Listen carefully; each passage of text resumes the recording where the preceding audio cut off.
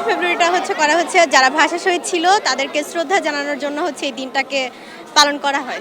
এই দিনে আর কি আমাদের ভাষার জন্য আর কি আমরা আন্দোলন করেছিলাম, যারা আমাদের কাছ থেকে আমাদের ভাষা কেড়ে নিতে চেয়েছিল, উর্দু ভাষা করতে চেয়েছিল, তাদের বিরুদ্ধে আমরা আন্দোলন করেছিলাম, আমাদের ভাষা ফিরিয়ে এনেছি। আমরা ভাষা শহীদ হিসেবে তাদেরকে শ্রদ্ধা জানাচ্ছি, যারা এই ভাষার জন্য প্রাণ দিয়েছিল তাদেরকে একটু শ্রদ্ধা জানানো হচ্ছে এই 21শে ফেব্রুয়ারির মাধ্যমে। আমাদের এই বাংলাদেশ, আমাদের এই জাতি, তারা বাংলা ভাষাকে উজ্জীবিত করার জন্য বাংলার জন্য লড়াই করেছে। আমার জানা মতে অন্য কোনো দেশ হয়তো এই ভাষার জন্য লড়াই করেনি, তারা তাদের মাতৃভাষাকে ধরে রাখার জন্য এই লড়াইটা করেছে। যেমন ৭১-এ ছিল বৈষম্য, ৫২-তে ছিল বৈষম্য, এই যে কিছুদিন আগে দেখলাম আমরা ২৪-এর ছাত্র আন্দোলন, তখনও বৈষম্য ছিল। এই বৈষম্যের কারণেই এগুলো হইতেছে। ইংলিশ চর্চা করি, কিন্তু বেশিরভাগ মানুষ বাংলাতেই বলে, সবাই ইংলিশ বলতে পারে না, কারণ তারা সবাই পারে না, অনেকে ইংলিশে চলে, যারা পারে তারা অল্প অল্প ব্যবহার করে, কিন্তু বাংলাটাই সবাই ব্যবহার করে।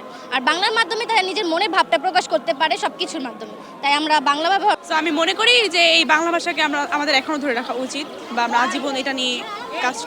আমরা এটা নিয়ে আসলে প্রতিবাদ করব। যদি আমরা আসলে প্রতিবাদ না করি তাহলে আমাদের এই বৈষম্যের ভিতর দিয়ে আর কি যেতে হবে। যদি আমরা প্রতিবাদ করি, প্রতিবাদ করলে আমাদের যে দাবিটা অথবা আমরা যেটা চাইবো সেটা আমরা ফিরিয়ে পাবো।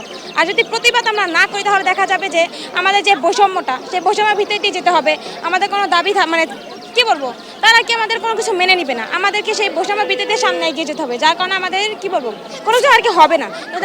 এই জন্য আমরা মনে করি যে যদি আমাদেরকে কোনো সরকার হোক বা যে কেউ হোক, যদি আমাদের উপরে কোনো একটা বৈষম্য চাপিয়ে দেয়, তো সেই ক্ষেত্রে আমরা প্রতিবাদ করার চেষ্টা করবো সবাই একত্রিত। অনেক মানুষ শহীদ হয়েছে, যে তাদের প্রতি আমরা কিছুটা হইলেও সম্পূর্ণভাবে আমরা তাদেরকে শ্রদ্ধা জানাইতে পারতেছি না, যতটুকু পারতেছি আমাদের জায়গা থেকে আমরা চেষ্টা করতেছি তাদেরকে শ্রদ্ধা জানার।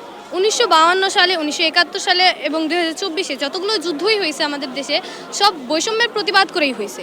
আর যেহেতু এতগুলো তাজা প্রাণগুলো ঝরছে এই বৈষম্যের বিরুদ্ধে, তো আমরা এটা কখনোই মেনে নেব না। এর প্রতিবাদ আমরা।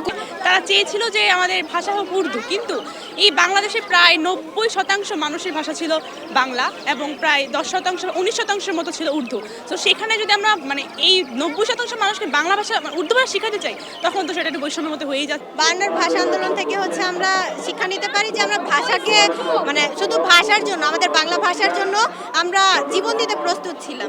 তো আমরা ভাষার প্রতি যে সম্মান আছে, এটা এখান থেকে যে আমাদের বুঝতে হবে যে ভাষার প্রতি সম্মান রেখেই তারা মৃত্যুবরণ করছে, হাসি মুখে জীবনটা দিয়ে। যখন আমাদের প্রতিবাদ মেনে নেওয়া হবে না, বা আমাদের উপর অত্যাচার করা হবে, আমাদের উপর নির্যাতন করা হবে, তখন আমরা এর বিরুদ্ধে আমরা সব ছাত্ররাই একত্রিত। 52 সালে আসলে আমাদের মুখের ভাষা, আমাদের মাতৃভাষাটাটুকুও তারা কেড়ে নিতে চেয়েছিল। তারা চেয়েছিল যে উর্দুই আমাদের রাষ্ট্রভাষা হবে, উর্দুই আমাদের মাতৃভাষা হবে, কিন্তু এটা বাঙালিরা মেনে নিতে চায়নি, কারণ বাঙালিদের মাতৃভাষা হচ্ছে। আগামী দিনে এই সম্ভব হয়, তখন আমরা অবশ্যই আবার একসাথে লড়বো এবং একসাথে আবার জড়ো হব। আগামী দিনে বৈষম্য হলে আমরা আবার জুলাইয়ের মতো সবাই আন্দোলন করব, বা আমাদের দাবিগুলো না মেনলে আমরা যেমন স্বৈরাচারকে বাংলাদেশ থেকে দূর করেছি, তেমন আবারই সেই কাজটাই করব। কারণ আমরা তো চাই শান্তিমতো থাকতে এবং বাংলাদেশকে সুন্দর একটা বাংলাদেশ রূপে স্বাধীন করতে।